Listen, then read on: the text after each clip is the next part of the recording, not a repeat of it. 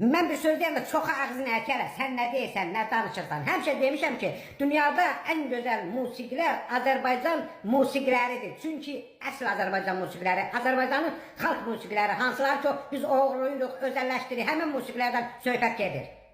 Hansı ki, indiyə kimi çox oğramışıq. Bilirsiniz ki, Azərbaycan müğənnilərinin əksəriyyətinin başı qarışıqdır bayağı musiqilərə. Çalışın, oturun, Azərbaycan musiqilərin çox oğruyuz, axıda da siz sözsünlər. Ermənistan Azərbaycan torpağıdır. Oğramışıq da oğru millətidir. Azərbaycan sarı gəllidir, Qarabağ inciləridir. Bir çox əsərlərin elə bir ki, çalışırıq mənimsəkdə deyək bizimdir. Bu bir fürsətdir. Mahnıları oğrayaq, bunu qaçmaq olmaz. Daha da belə hesab edək ki, biz irəli gedirik. Bu bizim qanımızda var.